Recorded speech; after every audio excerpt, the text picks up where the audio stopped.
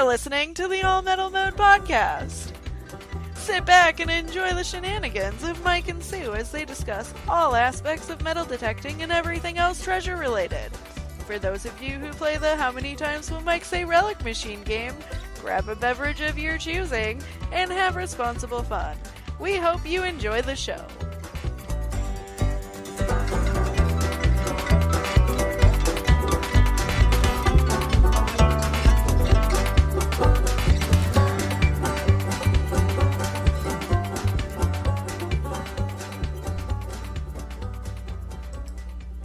Hey everybody, this is Mike here, and you're listening to the All Metal Mode podcast. Matt Hoffman will be joining me tonight, and he'll be my co-host as we talk to Tom Dunn and Todd Aubry.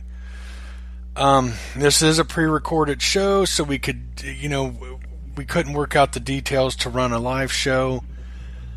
I think this show will really be worth having pre-recorded. I love doing them live, but think this is worth it. These guys just found a silver hoard in Ohio. They found 60 some silver coins from we'll talk to them, but 1770s to 1842 I believe was the last year, or 1843, but we'll get into that end of the show. And really excited. Good guys. I've been talking to them over the last week or so, and I think this is going to be really neat to hear. allmetalmode.com. When you get a chance, go there. You can listen to the show through there. If you click on articles, you can. I think I couldn't even tell you how many articles I have written now. The last one I just published yesterday was How to Find Sites Without Maps Part 2. And it is much more in-depth. The first one was pretty much all about the pull-offs. If you don't know what I'm talking about and you want to get into field hunting, I would highly recommend going back and looking at that one. This one has many different... it's way more in depth with a lot more different ideas and techniques I use to find those sites. So, what's going on, Matt?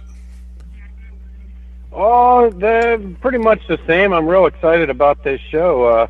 Definitely want to hear what they have to say, and just been out the past couple evenings detecting with a new friend of mine, and looking for an old grove. Unfortunately, it turns out it's on some property my family owns. However, it's those briars are wicked, let me tell you. But we did find a few silvers, which definitely puts us in the right spot. So yeah, it's exciting stuff. And I heard about this, and I said, man, I'm just that's one of my dream situations. So yeah, it's exciting to hear what they have to say. Now, hold on. Before we get going, who found the silver? Okay, so Tim may have found the silvers, but we both fought the good fight in the briars, and let me tell you, there's no shortage of those. Right. We need to revamp. We're narrowing down the area a bit, and the good news is, if there's silver. If the silver's still there, it's going to be deep. And I've dug a lot of stuff off the property already in the past, maybe 4 or 5 years ago now. But I've never found silver on the property, so it's definitely an eye-opener and refreshing to see a few silvers come off that property. So it gets you rejuvenated and ready to hunt, because, I'd almost lost faith in the place. But I think now it means we need to spend a little more time once it gets trimmed down a bit, and then maybe in the fall or winter. And I bet there's a lot of good things that just haven't been unearthed yet. Yeah, I think there's a really good opportunity for that, guys, and I'm really excited for you. And I know if it's there, you'll find it. It won't be just Tim. I like to give you a hard time. I gotta give you a hard time. So tonight's guest is Tom Dunn and Todd Aubry. Am I saying that right, Todd? Yeah. Good deal. Okay. let's just get into it. Matt and myself are both excited to talk about what happened a few weeks ago. But let's start off, getting to know you guys and how long you've been detecting and everything else. I do know one thing, Todd, that I hear a lot is that you know how to run that AT Pro. I've heard stories. Tom has talked you up, but I've also heard other people say that you can really, that AT Pro. When did you get started in the hobby? Probably about 7-8 years ago. I was living in Arkansas, and I had just a cheap Radio Shack metal detector I picked up at a yard sale for $20. And my wife's brother and his kids were living with us, and they were out playing in the backyard and in the field beside our house, and they had found a bunch of shotgun shells and stuff that were still live. And so we took this metal detector out there to get the rest of the shells up, and I found a whole jewelry box buried out there. Oh, wow. Wow. Oh, wow. What was in there? What was in the jewelry box? Oh, it had gold and silver jewelry. It had coins. It had been there for a long time. The jewelry box was all decayed and rotted away. That is cool. That's neat. I didn't know that. I'm glad I asked. Now, what about Civil War? I'm part of a Facebook group. I'm in Texas, so Arkansas is right next to me. And, man, I didn't know it was so full of Civil War artifacts. I never really found anything in Arkansas other than that. And once I got back here to Ohio and really got into it heavy, I found quite a bit here. Okay. Flat buttons and stuff. Very cool. Yeah, when you drive through, it's pretty incredible. When I come through Arkansas, all the fields and stuff, it's pretty amazing how much neat state. I really like it. I don't know what I expected, but I didn't expect Arkansas to be so nice. But I like going through it. It's a nice state. So you got started like 7-8 years ago. And have you had the AT Pro since that first detector? No, I've gone through several detectors. Right offhand, I can't remember all of them. I've got a Fisher F4.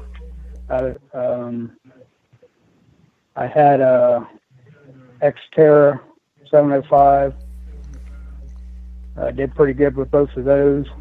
And I've heard a lot of people talking about the A2 Pro, and I finally got me one of them, and then I ended up buying my wife one of them. Now, I've got a question for you, a little off subject. Will you compare the 705 to the AT Pro for me? Which one's better? AT. Well, I think they both do pretty good, but I think the AT Pro is a lot easier to work. Okay. I think the 705 is complicated. Mm-hmm. Yeah, I mean, I would pick the AT Pro as well. That's my point. And heck, the 705 is more expensive than the AT Pro, if I remember correctly. And I think you get more depth out of the AT Pro myself. Yeah. But now, I've done pretty good with the Fisher F4. I've done just as good with it as I did with the AT Pro. I've got a Fisher F22, and I love it. I think that's a heck. I don't even understand personally. This is just my own personal opinion. How the Ace series ever got so popular when you got the Fishers. That F22 is, I believe, $230, and it's got iron audio. You've got some. I like the tones on it. It does good. It doesn't have the greatest coil maybe for depth, but I like a good concentric coil. It's got that teardrop concentric, and it's a heck of a little relic detector, and heck, you can take it in a park and pretty good ID. It's a heck of a good little machine. I love those little Fishers. Mine's got the double D coil on it. It does pretty good. Does it? But I went with the A2 Pro because it's waterproof. Okay. Okay. You know, that's a huge selling point, you know, when that machine came out, and especially, you know, I have one as well, and I had one at the time, and I said, man, for a waterproof machine, and after reading and doing a lot of research on it, I said, at that price range, it seems like you can't go wrong with that, and that machine proved itself to me in many a spots where it performs. It's a great machine. Yeah, I couldn't agree more. I think it's a great detector. I love that story about you finding the jewelry box. You got any other? Tell me some Ohio stories. Yeah, got permission to do an old farmhouse. School bought the property. They're going to build a new school on it, and I was detecting over it, and I found a 1787 New Jersey naghead. Oh, wow. That's cool. That is really cool. Hey, guys, we're getting some kind of feedback when Todd talks. I'm not hearing it when Matt talks. Tom, can you talk for a second?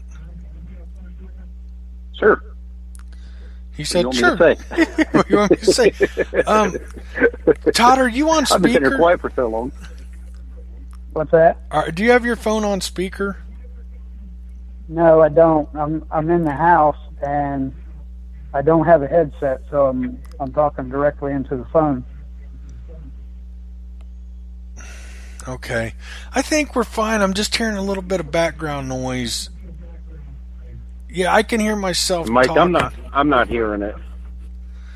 It could just be on my end. I think things are kind of screwy here on my end tonight, so maybe I'm good. I'm hearing some feedback, but now that when I stop talking and listen, I hear myself, so hopefully that's not an issue on our recording. Hopefully we'll be good. Okay, that's a cool story. Any other stories you want to share? I've got so many, I don't know where to start. Don't know where to start.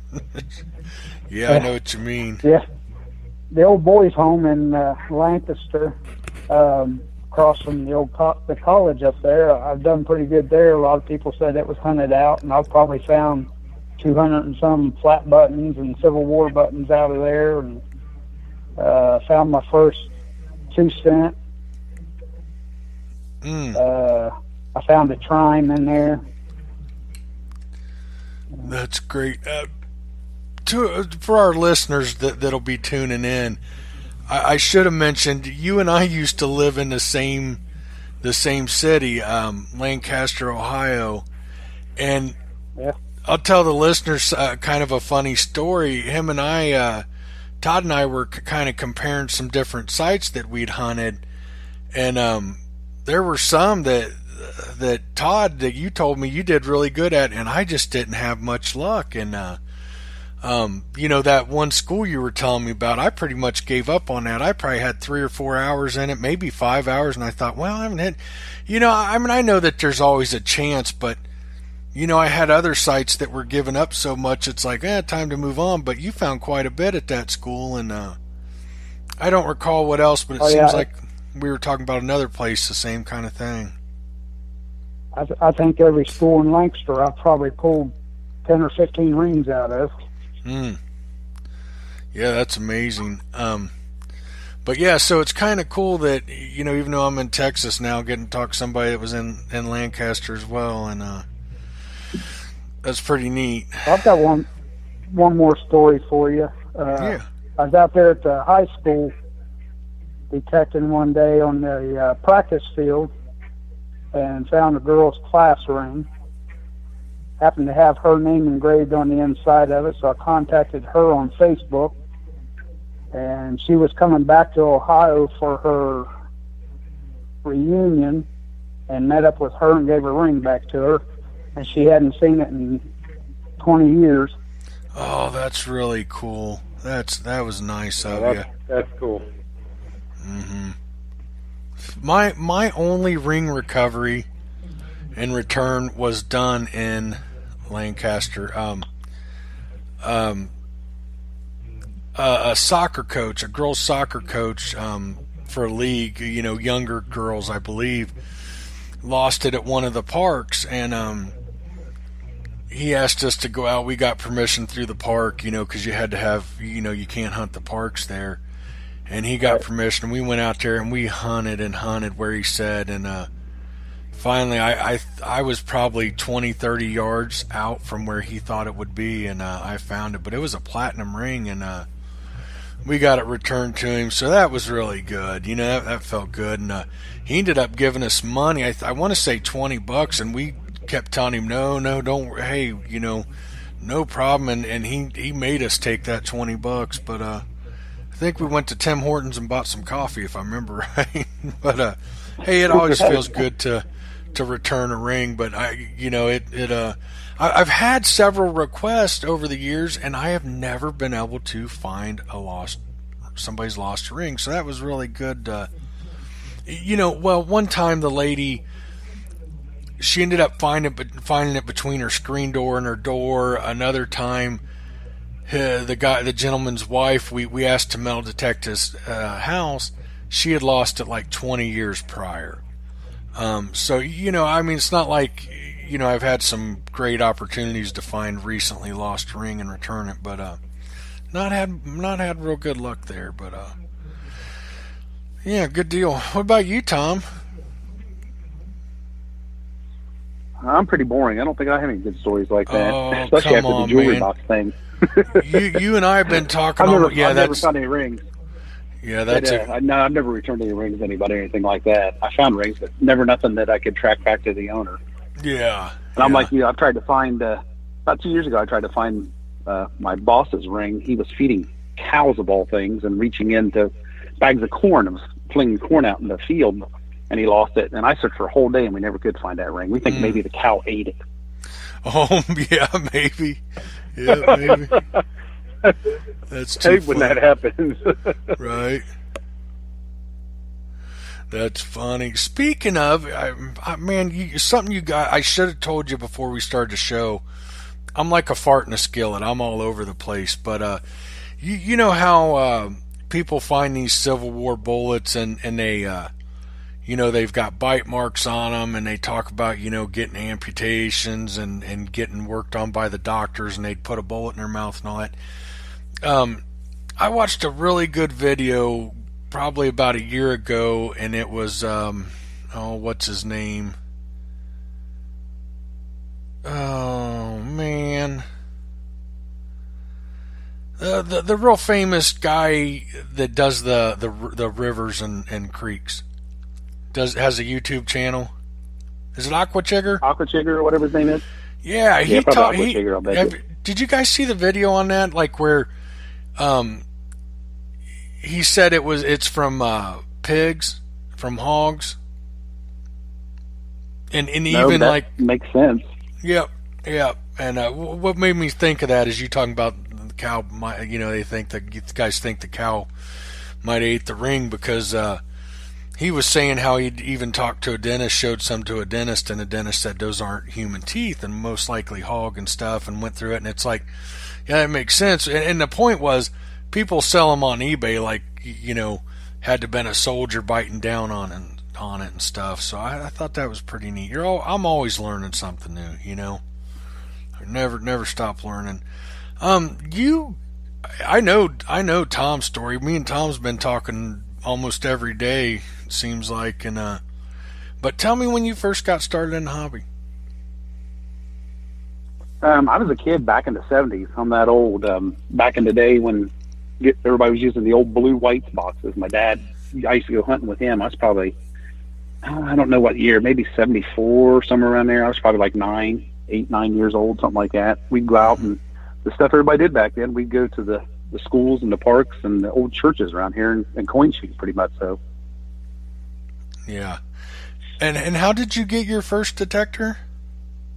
You got to tell. I love that. The first one, my dad.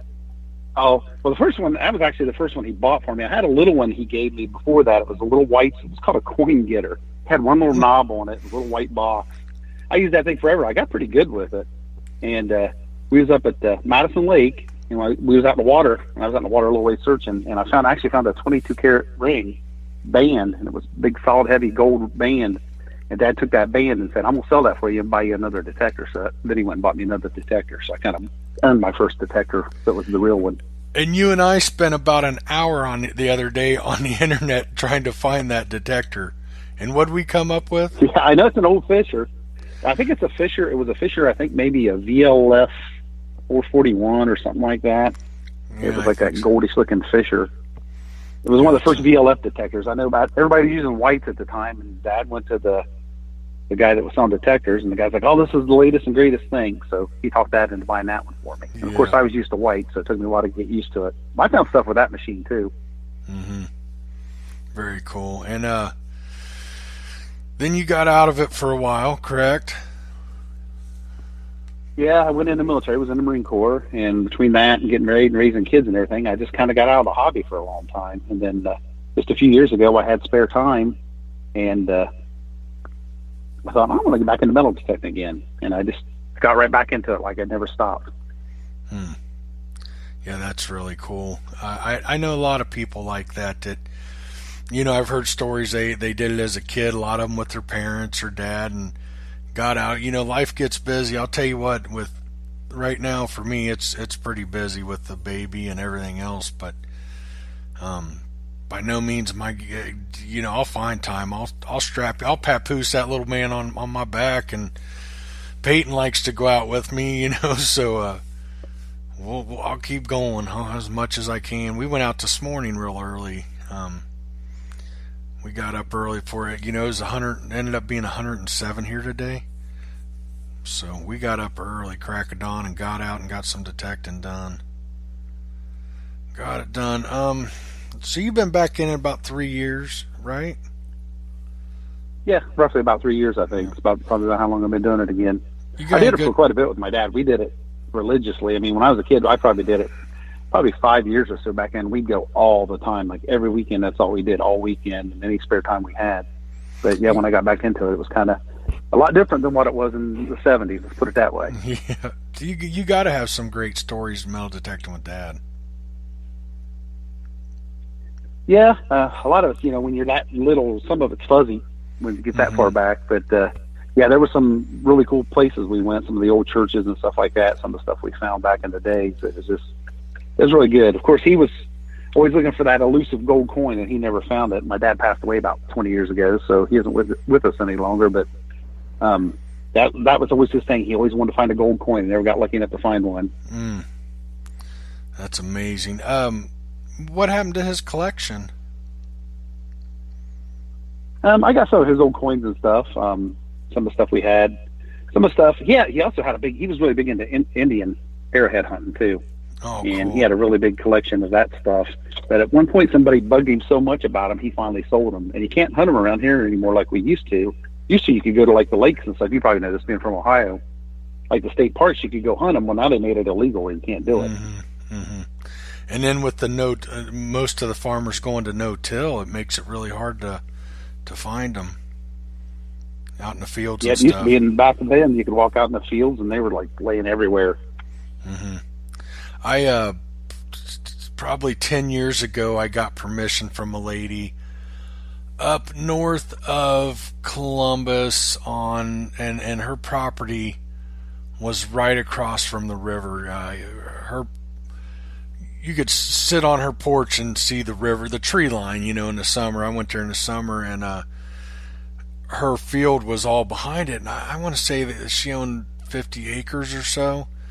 And her dad had farmed it for years. And she said, now I'm not very knowledgeable when it comes to Indian artifacts at all. But she asked if I wanted to see him, and I said, yeah, I'd love to see him. I mean, I enjoy seeing him and stuff, but I'm just not knowledgeable is all. I love him, love seeing him and stuff. I went in her house. She'd asked me before I came up if I'd like to see him, and so I get there and I go in her house. She goes, well, come in, I'll show you the Indian artifacts. She had her whole kitchen counter from one end to the other, filled, and I mean stacked on top of each other. Then she had her whole kitchen table filled with Indian artifacts, and I'm talking axe heads and gorgets or gorgets. I'm not sure how you say that. Arrowheads. Big gorgets. It was incredible, all the stuff, and all of it was found out of that field that her family farmed, and it was just amazing. So yeah, there's definitely stuff in Ohio. I mean, it's a good place to look for Indian artifacts. And yeah, I grew up on Deer Creek, so I mean Deer Creek's a hub activity for Indian activity. Tecumseh ran around this area and stuff, so it's a pretty famous area for Indian activity here. I bet. You know something I've thought about, and I'm sure there is, and it's just that I've never seen much come out around Fort Ancient. And you know, there's a lot of, I mean, that's pretty, you know, there's a lot of fields around there, the river, everything else. You'd think you'd hear more being discovered around there. You ever heard of much coming out of there? No. I know a lot of stuff when you talk about people finding them in fields like you're talking about, like especially on these farmers when they had properties like that. A lot of them are mounds around here, burial mounds. Mm-hmm. And when they would plow and stuff, they'd open those mounds up, and that's where they would find a lot of that stuff. Yep. Oh yeah. Most of the mounds got destroyed. Absolutely got destroyed. Have you read about any of that when you're doing research about, you know, all the mounds in the county, and they took the dirt out and to use it for this or that? Have you heard about that?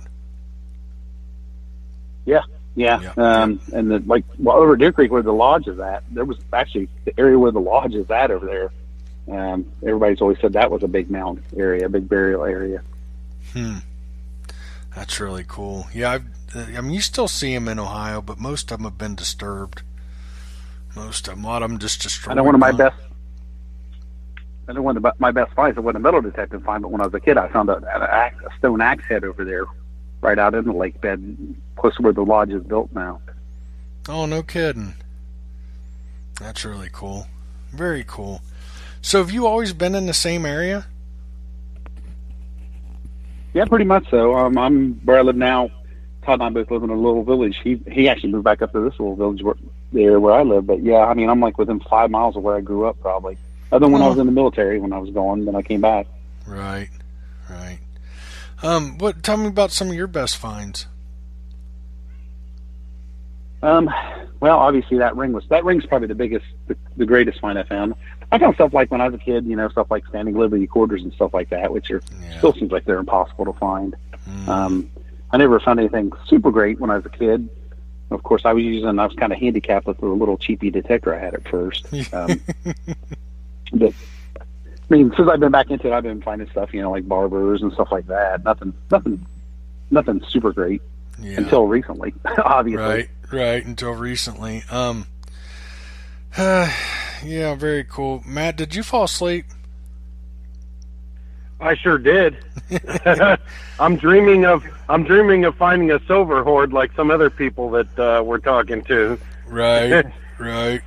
No, you know what's funny? I will say that what's funny is, you know, right behind my house, you go up through the woods and down a little bit and into what used to be a pumpkin field back in the day when I was growing up. And I mean, literally, and even in the creek and creek bed, you could go out and if you wanted to find Indian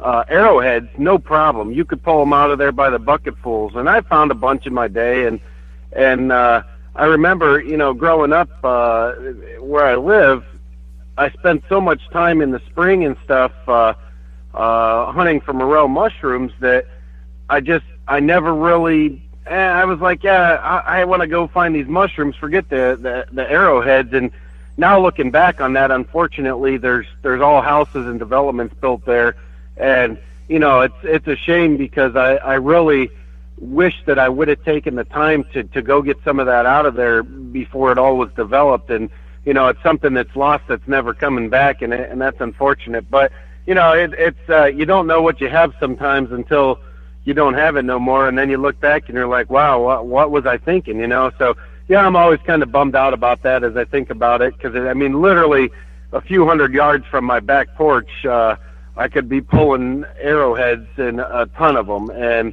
I let the good times go by, I guess, unfortunately. But yeah, it happens. You know, it happens. I grew up hunting and fishing, and I look back. You know, I grew up on like 30-some acres. Most of it was fields and a field, and my dad owned property. He was a builder and construction and stuff, so he owned quite a bit of land at different times, you know, fields here and there. But the one that I really look back and I wish I kicked myself in the butt, he bought a house, a couple started to build, and then they went through a divorce. He got caught cheating. And so my dad bought it. It was on 20-some acres right along a ravine. The rest of it was farm field. And through hunting, deer hunting, I met the owner who owned all the way to the river, and he said, "Hey, you guys can hunt it. I don't have any problem with it." And he said, "You know, if you're into it," he goes, "walk back and on this side of the ravine." He said, "About halfway the river from your place, there's an Indian burial mound." And he said, "Go back and check that." Well, you know, there had to have been arrowheads in those fields. You know, I mean, you definitely think there was activity. It was right along the river and everything else. And I wasn't interested at the time. I mean, I always loved history, but I was going there and hunting and stuff. So I think we all have those stories looking back, you know. I mean, I'm guessing you guys the same thing. You guys have any like that, Todd?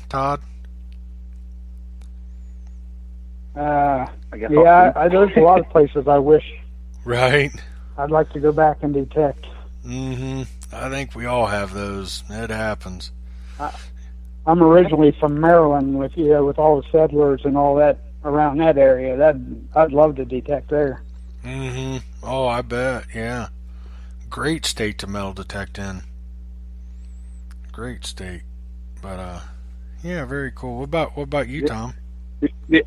Well, the thing with me is it's really sad, and it's really happened a lot lately. A lot of schools, like the old schools, like that I used to hunt and stuff as a kid, they've just started turning them all down in the last 10 years or so. So a lot of these old schools aren't even around anymore now. They're just vacant lots around here. Yeah. Well, and I'm sure with some of these new detectors like the Equinox and stuff, I'm sure some of these schools, if they were still there, people could go back in them now and probably pull some stuff out of them. Mm-hmm. You get to some of the older maps and you look at some of the stuff down in your area, Mike, more so in the Columbus area. Holy moly, like places that for sure would have been gold mines, and then you research it now, you Google map it, and you're like, oh man, there's a Walgreens sitting right there now. Like it's depressing. It really is. I'm really happy that I got to hunt the one school down from the fairgrounds there in Lancaster. Before they tore it up. I think it's like a retirement community or something now. As a matter of fact, I moved before I saw it completed. But I found They built another school in there. Oh, is that another school? Yeah. I think it was North School. Is that correct? Yeah, they've been tearing out a lot of the old schools and putting in new schools in there. Oh, okay. Yeah, I found one or two centers, some Indians, some fatty Indians. I think I only found roughly 13, 15, 18. I would say under 20 silver. I really don't remember, but I found some really nice local tokens. I found over 200 wheat pennies out of that place. Man, was it full of wheat pennies. But I found some just really cool oddball stuff, and I'm trying to think. Mostly tokens is what I remember, just some really neat local tokens and stuff that I thought was really cool. Turn of the century kind of tokens, and that was a cool place. I was glad to hunt. What's that? I found a few tokens around Lancaster myself. Yeah. Oh yeah. For some reason there's some tokens. I probably by far my favorite token, and I don't have it. I gave it to my buddy. He was learning his AT Pro, and we were at a house I got permission for, and it was I think 2 blocks sit on the corner from from oh shoot, what's the meat market? Oh geez, where I got all my meat and stuff. It it'd been around forever. Yeah. Oh shoot. Anyhow, dang it, I can't believe I'm drawing a blank on that. But anyhow, we were right down the road from the the old meat market, and we were hunting the curbs. Bay's Meat Market? Yeah, Bay's. We were right down the road from Bay's. You could see the sign as we were walking, as we were hunting the sidewalk, between the sidewalk and the curb. You could see it. And we're going along, and I'm following behind him because he's brand new to metal detecting. He's got an AT Pro, and a really cool story about the AT Pro. I get a really good signal about 8 inches. But when I say good, I mean there was stuff all around it. But I just heard this little squeak amongst everything else, the iron and the junk, and I figured his AT Pro couldn't pick it up. Because it was hidden. It was, like I said, there was iron all around it and stuff. So I called him back, and he come back, and I said, see if you can hit this, or if you just missed it. And he come through, man, and I just kind of picked out the general area, and I said, here's a good signal, see if you can find it, and he did. And it sounded really good. He today he wouldn't miss it. Back then he was brand new, probably only had a couple weeks tops on his detector. But it ended up being a Bay food token, Bay's food, and that was really cool. That was my favorite one, considering you could see the sign from where we were hunting. I thought that was neat. Yeah. And but I gave it to him. He dug it and stuff. And go ahead. I found one of the old trolley tokens. Oh, really? Yeah. I never found one. I wanted to find one of the trolley tokens. Yeah, not too far from Bay's, too. I used to live down there on Cherry Street, across from the park down there, and found it right up in my neighbor's yard there. Oh, no kidding. That's really cool. Yeah, you'll have to send me a picture of that. I'd love to see that. I never found one. I'd read about the trolley and even some of the stops and stuff, but I never got one. I'll tell you something kind of cool that I found in my own backyard. I lived over on, on Union Street. Right around the corner from the library. Yeah. Lived over on Union Street, and I never detected anything in my yard good. Well, here's a funny story. I found a World War I button years earlier, metal detecting, and when I first moved in, I was detecting, between the curb and the sidewalk and all that, and I hit a couple wheat pennies, and I hit a button and pulled it out, and it was the same World War I button, and I thought, man, that's the same exact button. And I went and looked at my collection, and I didn't have it. Somehow, when I was unloading, I had dropped that button and refound it, and that was pretty cool to refind it. But other than that, I didn't find anything in my yard. And but I dug the privies. I dug the privies, and my buddy was there. A couple buddies were there, and we were sifting them as we went, and also metal detecting them. And my buddy found two for the railroad line that came out of Columbus down to, I think it stopped in Lancaster, or it might have stopped in a little farther south, but it was just a line that came down from Columbus, a small line. So I'm guessing somebody that lived there worked, was a conductor or something on that line. But found a lot of beer bottles. Whoever lived in my house in around 1920s was a beer drinker. Found a lot of bottles and stuff, beer bottles, and a good whiskey bottle. Yeah, found some pretty cool stuff. Found what's the old pharmacy that's still in town?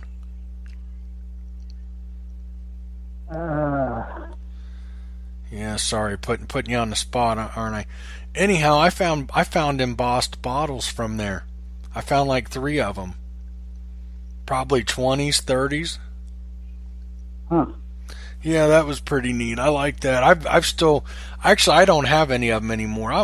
I'm kind of a minimalist. My mom's got almost all my bottles. I gave some to my brother, that kind of thing. But I know she's got it. I can't think the name of it. I'd have to look. But yeah, that was really cool. I don't know if you guys ever done privy digs, but that can be a lot of fun. There's a lot of good stuff Mike, around I got a interesting story. I don't think I ever told you this, Mike. I was out and visiting a customer in Phillipsburg, PA, and they were building a new building, and I just happened to walk back behind the building, and there was they had basically like a leach pond that they had to dig and whatnot, and I'm see this big mound of dirt, and I see some bottles sticking out, and I see all this broken glass, so naturally I was intrigued, so I walk over to it, and I'm like, pull a few of these out, and I'm looking, and I'm going, wow, these are out of the 1800s. So I go over, talk to a couple gentlemen that were out there working on it, and I said, man, you guys see some of these bottles that I'm finding these broken? And he goes, oh yeah, there was tons of them out here. There was all kinds of stuff. We broke most of them. We just buried them in the pile and everything else. And I'm like, oh, you got to be kidding me, right? Like, but interestingly enough, I did find a couple that were still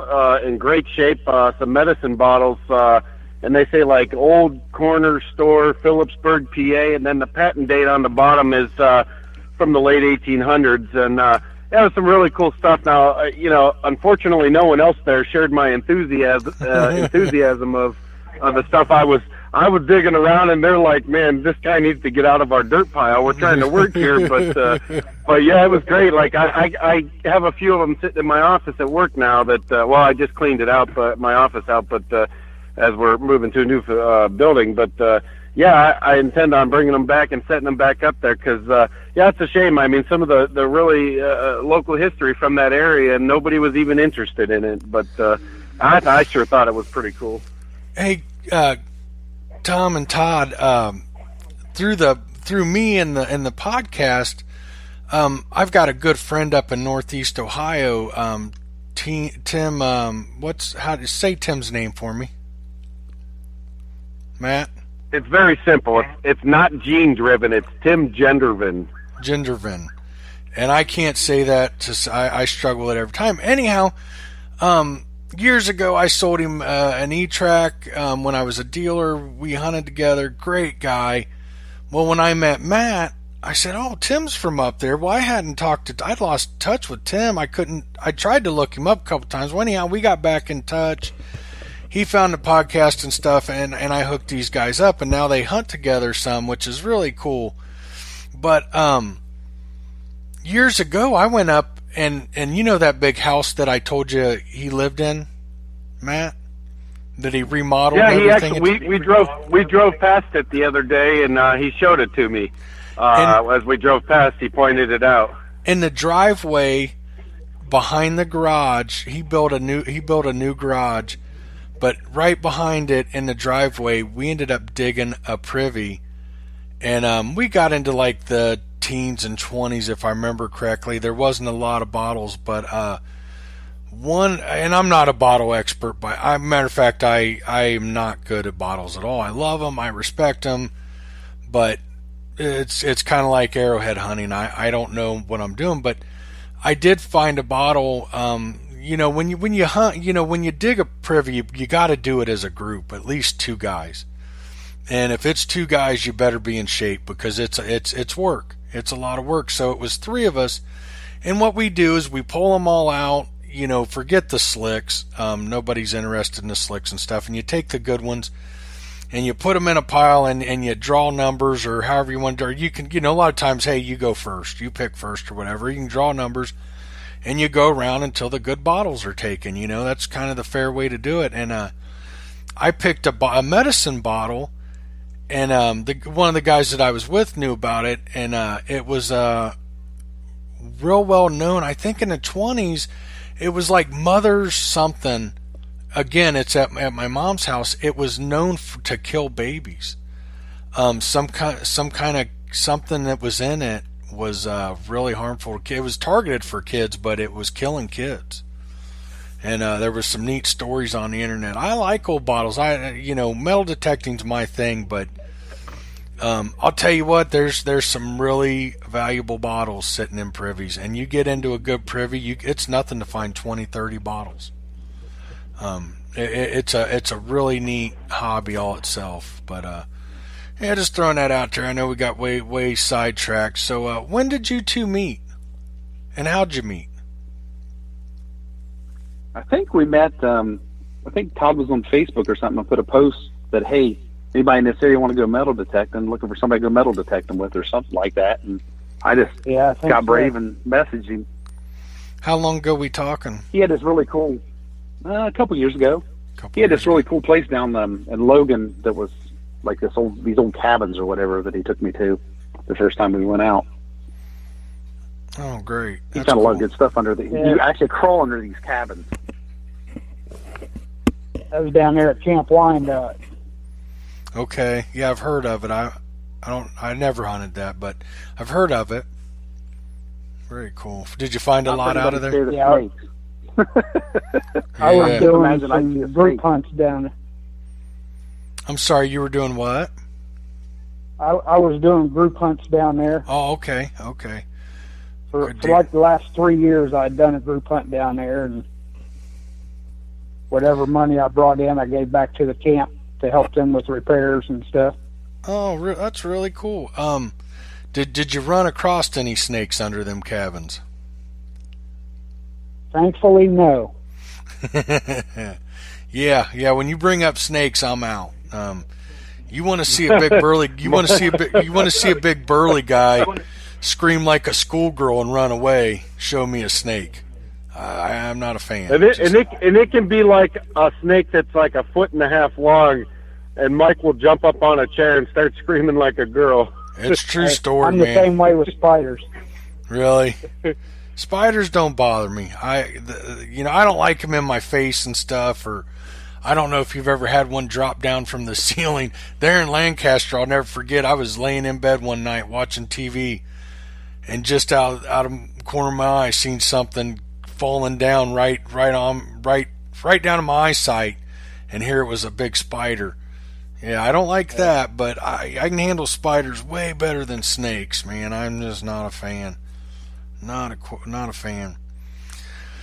So, I think we're there. If you guys are ready, I am really excited to hear all about your little hoard you found. What do you think, guys?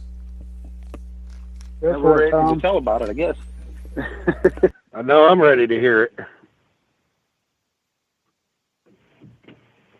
Sorry, where do you want to start? I was sneezing.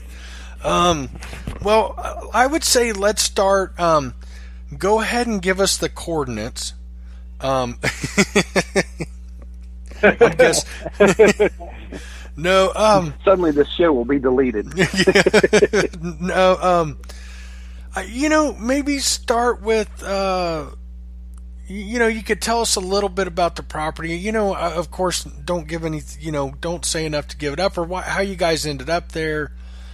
I know. It's a little bit of a drive for you guys, but you've been going there because it's a friend's place. Some of that stuff. Sure. What you found there before? A friend's farm. Yeah, it's a friend's farm. Todd and I had been hunting it 2 or 3 weeks probably before we found this. Hadn't found a lot. We found some decent coins. It's kind of a big area, and there's like an old farmhouse, and there's other areas where there are houses. So we were like jumping between the area around the farmhouse and going over where the other houses we think were, and found a couple, not much in front of the farmhouse. We thought, we're going to go here and find a bunch of stuff. We found, I think, a couple wheat pennies, and Todd, I think, plucked an Indian head or something from out of there. And we went down to the other area, and we found some. I think he found a couple mercury heads, and I found an Indian head. Looks like somebody had shot it. So he'd been hit with like a musket ball or something. And I think I found like a barber dime back behind the farmhouse, and then a couple days before I found this, I actually found a barber quarter. I was using my Equinox and found a barber quarter and another barber dime and some wheat pennies, and that's pretty much all we'd found there. And we kind of had given up on it, figuring, well, we'll just wait until the crops come off, and then we can get out and start, hunting some of the fields and stuff. Mm-hmm. So, why'd you go back? What made you go back? I mean, since it's a little bit of a drive, what made you go back if you guys hadn't found much? You ever had that feeling that, hey, we probably should keep looking here? That's kind of, I thought it was. But I found that barber quarter, and I thought, well, there's got to be some more stuff. And there was so much area. A lot of it was mowed area, so it's like a lot of the area you could hunt. It wasn't like it was impossible to hunt. It was just so much to try to hunt. You couldn't really cover everything. I gotcha. Lot of area. And then another thing you told me is he didn't care about killing the grass. Correct? Nope. Yeah, I mean, he wasn't really thinking about that. He didn't want any holes. He didn't want any holes that he could hit with his mower, basically. Yeah, but other than that, he didn't care. And I know we talked about that, and you said it's so dry, and so we would make the drive and stuff. So yeah, that's. I just wanted to get that out there. I know, because that's kind of an important part of the story. I think. I think you guys would have given up on it if not, at least until the crops came off. Because it's so. I know it's been so dry. It's so dry here right now. Yeah, it's horrible here right now. It's like we were, every time we've been going out lately, it's like the dirt's like powder almost now. But hopefully, we're supposed to get some rain this weekend. So maybe by the time this thing airs, we'll be in better shape here. Yeah. So tell me about the day that you found everything. Well, I figured Todd had something going on, and I thought, well, I'm going to go out there by myself and, make the drive and kind of just plink around, see if I can pick up maybe another quarter or something, or a few coins. I haven't been using the Equinox that long, but I was starting to finally get the hang of it, and I thought, well, maybe I can pick up, something out here. And, I went out that day, and I was off that week. It was the week of July 4th, and I took the 4th off and the rest of the days after the 4th, so I had that whole week off. So it was like during the middle of the day. Normally I wouldn't have been out hunting. Normally I'd be at work. But since I was off work, and I'm like, I'm off work, dang it, I'm going to go out and metal detect. So, and it was like so hot anyway that week. So I made the trip and decided to try to see if I could find something. And you found something. You definitely found something. Yeah, I didn't plan. Trust me, I didn't plan on finding something like that. I would have never in my life thought I was going to find something like that. So you hadn't, if I remember correctly through our talks, you hadn't found anything yet, really, correct? That day? No. I mean, you were pretty. Nope. You weren't on the board yet, and for anything good. And then tell me about that first good signal. Well, what was happening, I kind of was in one area. There's an area kind of back by a woods that there was like an old building back here, and I'd found a few things the day or two before that barber quarter come from like in that area, and I thought, well, I'm gonna go over this down towards where we found the mercury dimes. That was another little area on down. It was a good little ways down, a good little walk, but it was all mowed down through there. It was kind of like a transitional area. So I just thought, well, I'm just gonna walk between these, and there was a little knoll there, kind of like in between those areas, and Todd and I had been and hunted all around there. We hadn't hunted that area, and I don't know why. It just never. It just didn't look like a good spot, to be honest. Mm-hmm. But I was walking between the areas, and I hit a signal, and to me it sounded exactly like a barber quarter. I'm like, there's another barber quarter. I'm going to dig this. There's nothing else that's going to be a Stand of Liberty or something. And that's when I found the first coin. And do you remember which one that was? What year?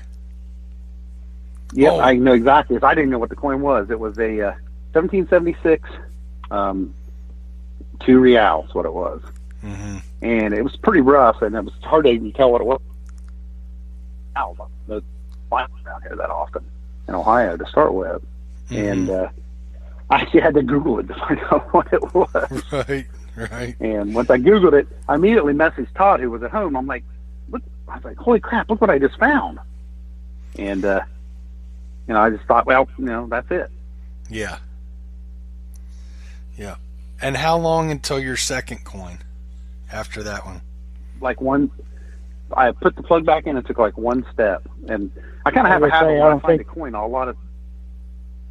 Yeah, you got the messages, so you can probably tell them about how quick it was. Yeah, I don't even think it was 2 minutes, and he sent me the next picture of the next one, and that's when I got curious and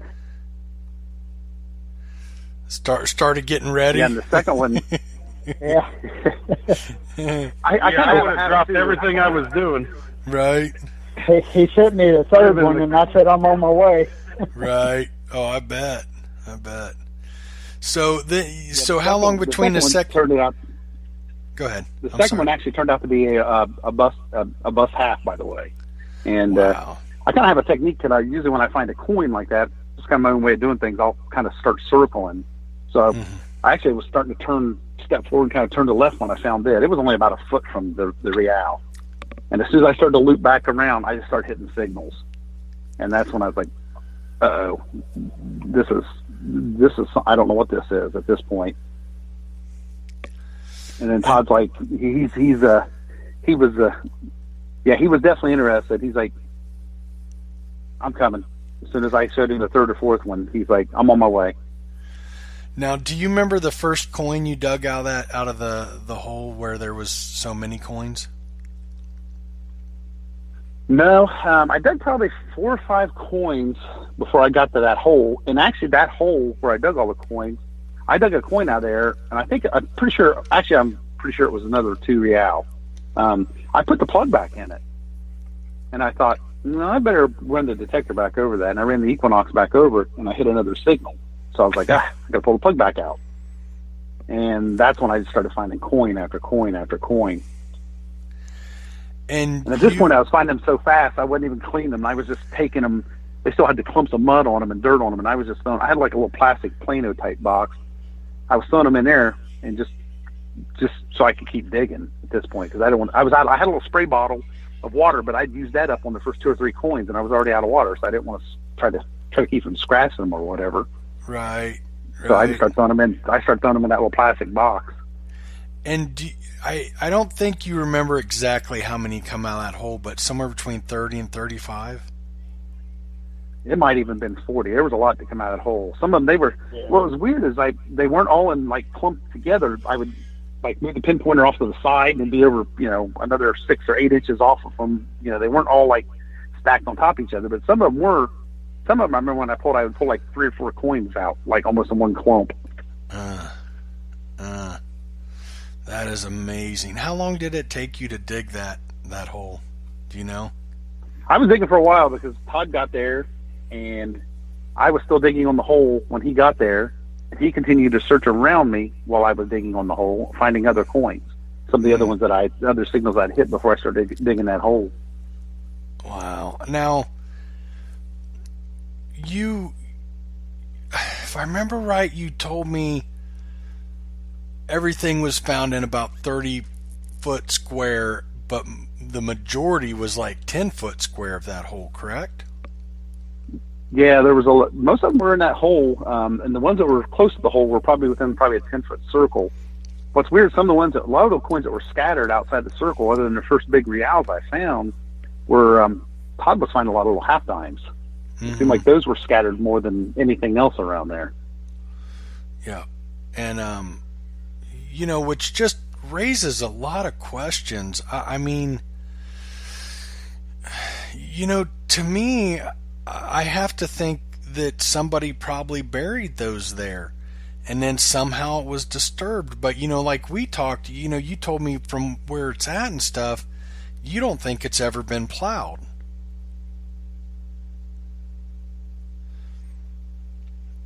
You there? It sure didn't seem like. Yeah, I'm here. I'm sorry. Yeah, it sure didn't seem like it's been plowed. That's for sure. Yeah. I mean, it could have been. I mean, you got to wonder, but then you would have thought if it was plowed, it would have pulled them up. So, how did those get disturbed, or were they not? Was it? I don't know. I think it's, we'll never know, but it sure makes you wonder. Do you guys have any theories on it? I mean, it's possible maybe it's hard to have garden or plotted or something. But it makes no sense why most of them are in that one hole and then the others were scattered around. Yeah, which to me seems to say it was a, somebody buried them there, but somehow it got disturbed. But then, why? Let's say that. Well, I don't know. They could have been plowed and moved around and kicked around, and then he was on a piece of machinery or wasn't looking down, and then they all got buried again. I guess it's hard to say. It's just very interesting to wonder. I love that about it. Matt, you got any theories?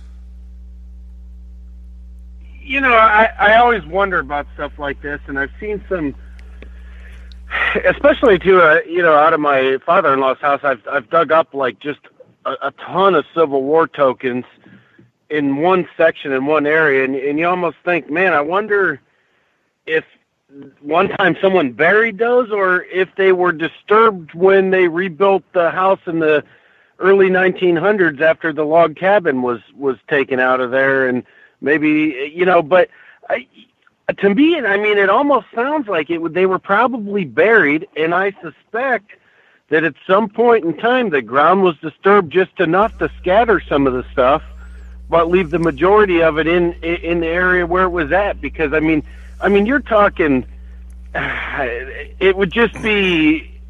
No one just took a hand. Well, I would hope not. At least that no one took a handful of those back in the day and just chucked them out there, because that would be an unheard of story unless they just had so much money they didn't know what to do with it. But so I could only imagine that they were buried, and I suspect, based on the story that you're telling, that at some point along the history of that property, maybe it was plowed or something happened which shifted around some of them coins, but left the majority, basically intact within the specific hole and area. I don't know. It's incredible either way. People will go an entire life and not find one coin like that, and then you guys find a whole pile of them. So, that's, I think, part of the excitement for me, in metal detecting in general is just trying to understand that story and come up with possibilities and reasons why stuff ended up where it is and how it got there. And, that's always the fascinating part to me, and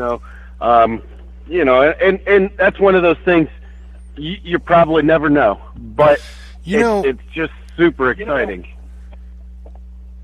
Something I thought about, if it was plowed, why didn't somebody see some of those coins that pulled up and everything else? But, so they were taken or removed, they found them because they disturbed it.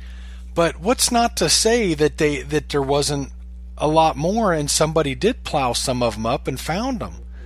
But, I was thinking the same thing, Mike.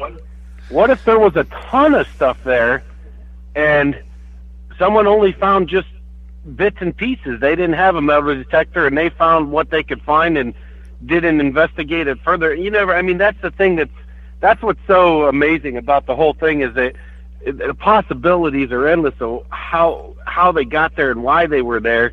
Mm-hmm. But yeah, it's just cool. Yeah, very, very cool. The other weird thing was, go ahead. The other weird thing was the fact they weren't that deep. You would think if somebody would have buried them, they would have been a lot deeper, because I think the first one I found might have been 6-7 inches deep. Most of the scattered ones were like right around that ballpark, and even the ones in the main hole, other than when I was picking a few up at the end, were probably somewhere, I'm guessing, between 6 to maybe 10, 12 inches deep, all of them. Yeah, and they should have been, if it was plowed, you would have thought, they would have gotten, should have gotten spread out real far. It just doesn't make. We didn't find anything except silver, no copper or nothing like that. That was the other weird thing. Like, these had to be purposely put there. Yeah. The only other thing we found there was a couple bullets. But they were modern bullets, if I'm not mistaken, correct? I think there was a couple 22 bullets, and there was one round ball I found in there. Yeah, I don't think those have any significance. The 22, the newest coin found was 1843, correct? Right. Yep, 1843 seated half. I mean, that was the newest. There wouldn't have been. That's crazy. Yeah, that would have all That's been. cool. That would have all pretty. I think all of it would have been musket ball era. I don't think you would have had anything else. And I mean, that's nothing to find a musket ball in the field, but to find one doesn't tell us anything. And as far as I'm concerned, the 22s are, that's way too early for a 22. I don't know. And I agree with you, Matt. Matter of fact, I've already written the article on it. Now it's not been published yet, and I talk about that. Part of the excitement is, speculating and wondering and trying to figure out how those ended up there. It's such a cool story, man. But so tell me the range of the coins, and I know I'm putting, you probably don't know off the top of your head, but give me an idea, the age range and some of the coins that stick out to you. Well, I know for sure there's a 1773 2 real. That one's, the date's very plain and easily identifiable. I think there might be a 1772, but I'm not 100% sure. There's a couple of the reals that are so worn, the smaller ones especially, like the little 1 real and the half reals, they're so worn you can't even get a date off of them. And one of those is really neat because one of them is so worn, somebody had stamped U.S. in it. It's got a little stamp on it of U.S., but I don't think it was a U.S. coin. I thought it was a dime at first, but it was, after I lined it up with the other reals, it looks like it's the same size as like the other little half reals or whatever. So, they range from the 1773 to the 1843. I didn't even realize what some of the coins were. Probably the one that stands out the most, that's gotten the most attention, is there's an 1805 Drake bus quarter in there. Mm-hmm. And beautiful. When we posted the pictures, one of the guys was like, "You realize what that thing is?" And I'm like, "No." He's like, "Yeah, even worn like that, the thing's worth quite a bit." Yeah. And I guess those are like almost impossible to find. Mm-hmm. And I didn't even find out whether I had that until I got back home, because that was probably, I'm sure it was one of the ones that was clumped with dirt. When I got back home, I threw them in a bowl of water. I'm actually a volunteer firefighter, and I had to go to a firefighter meeting that night. So imagine getting home and having all that cool stuff like that, and you want to go through it, and you can't because you got to go to a meeting. So you're like, I just got to put it off to the side and go deal with this meeting. That is funny. Yeah, I can only imagine. Now, Mike, one question. I'm sorry, let me jump in. I just got to ask this question, only because did you guys, like, after you dug all that stuff and just sitting there in sheer amazement and astonishment, did you say, man, let's get out the shovels and just start digging this whole area and sifting just to see if there's anything that could have been super deep down there that, I'm just curious, because, I mean, I would have had that place dug about 5 foot deep before I left there myself, right. Just out of pure curiosity, No doubt. Yeah, we kind of thought that way. I know when I was digging, I looked over to Todd at one point and I said, "You realize that this is a once-in-a-lifetime thing we're finding?" And he's like, "Yeah." I said, "I wish we would have been videotaping this, or one of us would have recorded." I mean, it's beyond a once-in-a-lifetime event to find something like that. That's man, it's amazing to me. That's really cool. I would have loved to have just seen you guys digging the stuff. It would have been so exciting just to see that come out of the ground. I mean, yeah, that's super exciting to me. I was feeling bad about digging up too much, because that hole where I pulled all of them out of, it started out as a normal plug.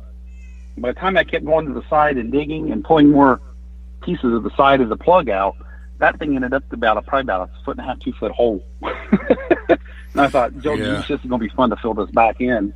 And I was trying not to make too big of a mess on this person's property. Yeah, that's you couldn't help it though. I mean, did he say anything about it? Has he mowed yet? Now they've mowed over there. I kind of told him I dug some coins over in that area and didn't get too detailed with the extent of it. But he said, as long as it's filled in, I don't care. That's great. That's awesome. That is awesome.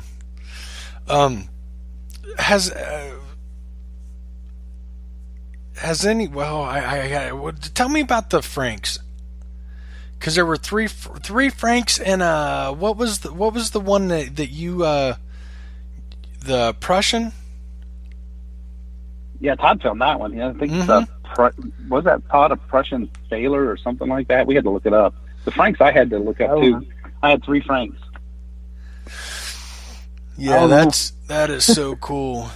It's a Thaler, Thayler or OR, I forget, because you and I were talking about it and looked it up. Oh, yeah. That's pretty neat. You just got to wonder how they got here, how they got there, and just so cool. Now, and a couple of the reals I had were actually real Mexican reals that were actually from Mexico, I guess after Mexico was a republic or whatever. Most of them are the Spanish colony or whatever ones, but 2 of them, there's one that's an 8 real, a real big one that's, I think, like 1833, and there's another, it's a 2 real that's 1820 something or something like that. I can't remember. I can't remember all the dates of them, but it's kind of cool that those are mixed in there with the Spanish ones. Mm-hmm. Yeah. Now, some of the busts, some of the Spanish, some are in incredible condition. I definitely noticed some of your bust coins are just like, wow, just blew me away what kind of condition they were in. And it seemed like the later they were, the better condition they were in. And I suspect it was buried in the 1840s sometime. By the condition. That's what I'm guessing. Because your 1830s and 40s coins are pretty stunning. I don't remember seeing anything real worn from those years, correct? Do you know? Yeah, most of those are. Yeah, that's the ones that look pretty good. The like the 1843, the seated, that thing looks really good. And then I found another seated. I think it's like an 1839 seated half. Both of those look really good. And I know Todd's got a bust half that looks really good. And I've got a couple of them that are like, yeah, they kind of almost look like almost like brand new. And I think some of them might have been. There was a couple of times where I reached in and pulled like a clump out, and they were several bigger coins together. And I think maybe those newer halves might have been kind of clumped stuck together. Yeah, that's neat. That is, Matt. Someday, buddy, we're gonna do it. One of these days, Mike, I'm gonna find a silver hoard so impressive that I'm gonna walk around saying, "I am the greatest detector of all time."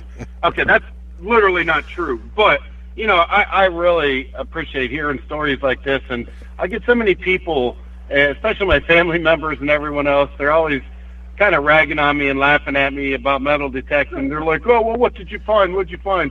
How are you going to pay off those detectors?" And I'm like, man, it's not about that. If you're, once again, and I say this to everyone, if you're in detecting to try and find stuff to make money, you're just in it for the wrong business. Right, but it happens year in and year out. People find amazing stuff that's out there, and not only do they find amazing coins, which are valuable and amazing relics and everything else, but furthermore, it does one of two things. It either defines and tells a story in history that someone might not have known, or it just opens up the door for all these questions, and you say, man, how did that stuff get there, and what was this doing? And it's fascinating to me, and I love hearing stories when people find this stuff. Same thing. If you and I ever found a hoard, what would happen, right? We'd probably kill each other. Never come home. Kill each other. Well, I was thinking we'd probably just go on the road detecting together and never make it back to our house. That's what I was thinking too. I wouldn't beat you over the head with a shovel and steal the hoard for myself. Not at all. Mike, what? I don't know any Mikes. what would happen? We would have to have people that help steady our head, because our heads would be so big when we walk, we wouldn't be able to hold our heads would be so big. Yeah, we'd be. We'd drown if it rained outside because we'd have our nose to the sky, right? Yeah. So let's get serious for a minute, guys. We're about there. I'm sorry for keeping you so long. Has anybody questioned your finds that you know of? I haven't had anybody question. I don't know about Todd. everybody knows Todd. I mean, Todd's friends with Bill Marsh. Bill and Todd have, I think, been friends for quite a while. And actually, Bill Marsh is actually using my AT Pro, I think, because I traded him MXT for an AT Pro for his MXT a couple years ago. Well, here's what Todd's been around these guys a lot. Here's what I want to say about this, and I think this is really important. So, if you guys do get questioned or it comes up, maybe we can stop that. Maybe we can stop that now in case it would come up. So, first off, all my years of experience, when I examined your coins, through pictures, of course, there was absolutely nothing that leaned towards being faked. You had all kinds of conditions. I seen staining, that some of those deep black marks, the dirt down in the grooves. I didn't see any mint luster or anything like that. And through that, I had no questions. Okay, like, I'm going to tell you right then and there. When I first saw it and I started seeing the age of it and stuff, I questioned it in my head for a second, like, you got to be kidding me. And then just within a minute of blowing up your pictures and looking at everything, I didn't question it one bit. Now, there's a group on Facebook, and I support and love this group because they're there's a lot of skilled people, a lot of good people. But it's a group to post finds that people question, and I know, I'm pretty sure I told you this, Tom. Somebody posted it on there, and myself and many others. Now the person who posted, I don't even know who posted it, said they weren't giving you guys a hard time. They weren't saying it was, they found it hard to believe because of the coins, and myself and so many others said no, they look dug, it looks real, and here's why. So it came to a quick end. It ended very quickly, and people absolutely believed that they were dug coins. Another thing I would say, Tom, how many hours do you think we've talked in the last week or so? Geez, a bunch. I don't know, for maybe 10 hours. We've talked hours, and not that you can't be fooled or something, but there's no doubt in my mind that you guys are just stand-up guys and good guys, and with good intentions, and like you telling me you didn't know that coin. But what really, I had zero doubt, but if I had even 1% doubt, I don't know if you realized you did this, or I mean, of course you realized you did it, but I don't know if you realized that it even proved it more. You and I were going, as you were recounting this for me as I was writing the article, we were I was confused, and mostly me confused. Okay, how many coins did you find before you got in the hole, and what coins were they, and this and that? And you said, let me send you the text, and I don't know how you did it, but you sent me all the text. It came up as one picture, and when I opened it, it showed me your guys' whole conversation. Well, I don't even know how that would be faked. I mean, you're sending pictures to him with, hey, check this out, and you're freaking out and stuff. I mean, and you weren't sending it to me like, hey, here's proof. You were sending it to me saying, here's that led up to the hole. You've got it right here in writing, you can see. And so I guess doing this, I'm just worried people would call you out and say something, because between this and the article, it's going to get some exposure. And, anybody that knows me, if I thought there was even a chance of this being faked, I wouldn't have you guys on the show. I'd want nothing to do with you. I sure as hell wouldn't write an article if I didn't believe in you guys 100%, and you found this. And, I hate to have to bring that up, but I sure hope if there is anybody with doubt, or would have been, that would end it right there, this conversation. But other than that, I want to say congratulations, guys. Congratulations. Absolutely. Congratulations. what an amazing group of finds, and just killer job, absolutely killer. And I want to stress too, you guys say once in a lifetime find. To me, that's an exaggeration. Once in a lifetime is amazing, but that's like a no times in a lifetime for probably 95% of the people who ever embark on a journey of metal detecting throughout their lives. Like, to find something like that that's just wild. I mean, that's totally amazing. Yeah, I agree absolutely. Just incredible. You guys got anything to add or say, or? Yeah, like Tom said earlier, we wish we could have recorded it, but in all the excitement, we didn't really think about it. Yeah, I'm gonna be really honest with you. I don't think I would have recorded it. I'd have been too busy and too excited to dig them up to stop and pull out my phone. I don't know. I'm right there with you. I get that.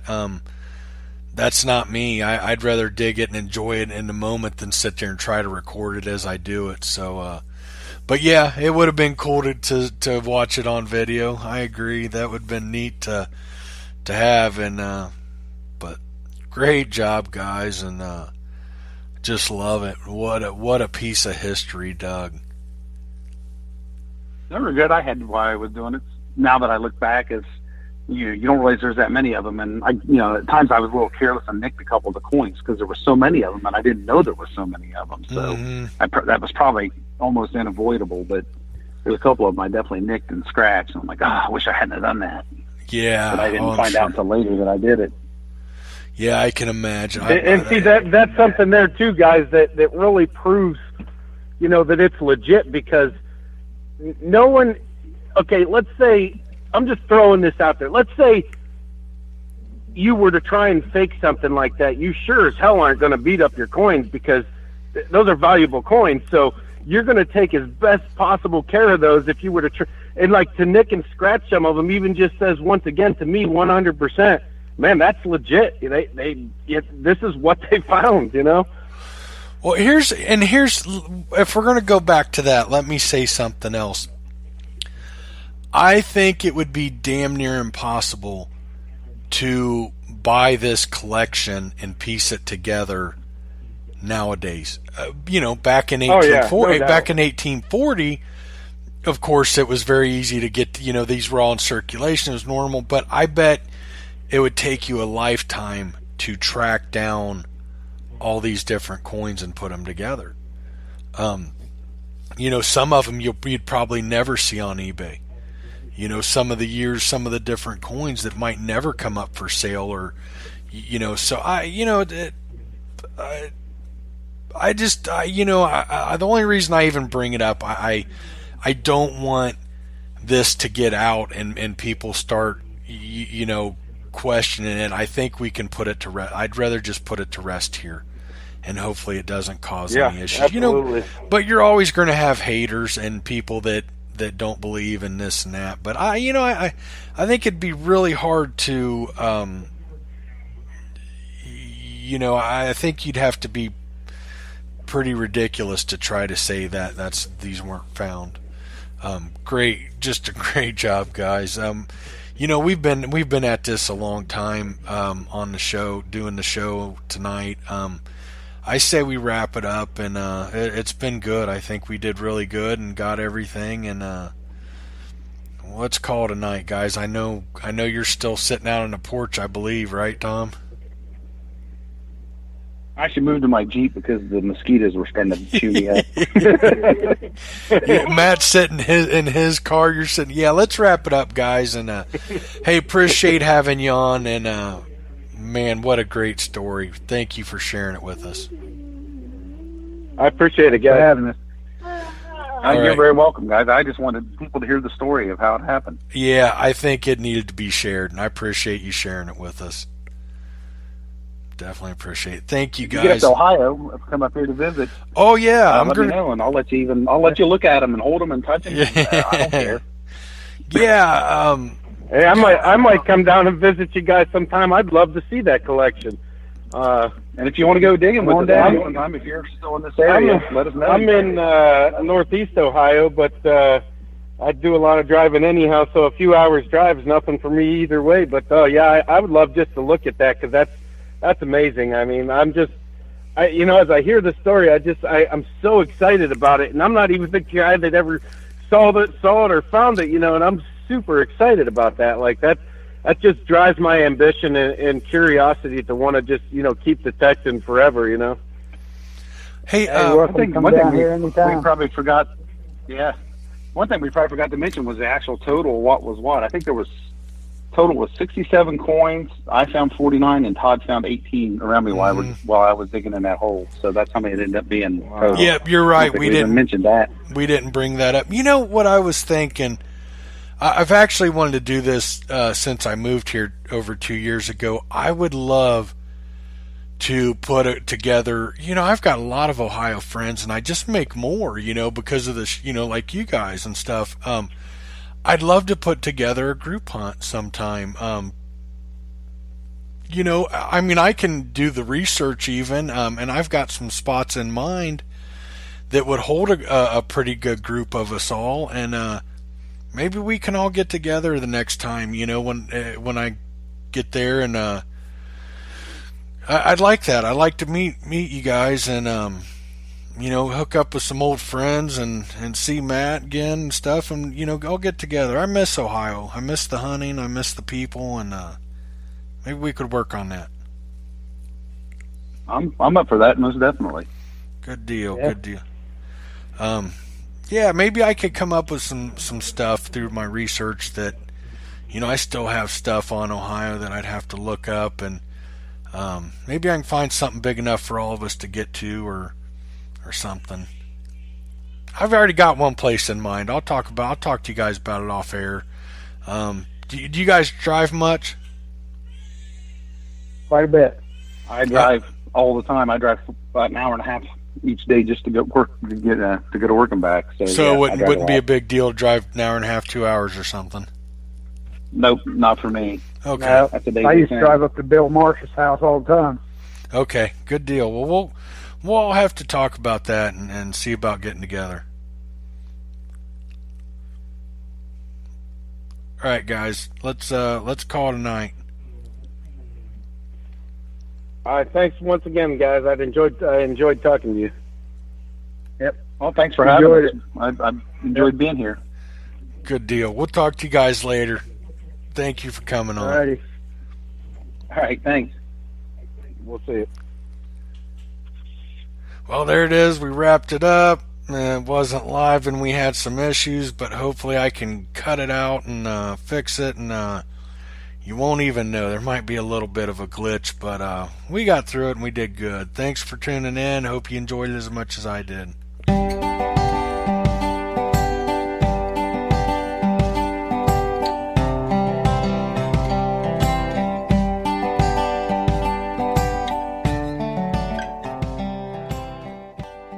The All Metal Mode podcast is sponsored by Digger's Den. If you are looking for a metal detector, get in touch with Mike or Brian. Together, they have years of experience with many different brands and models.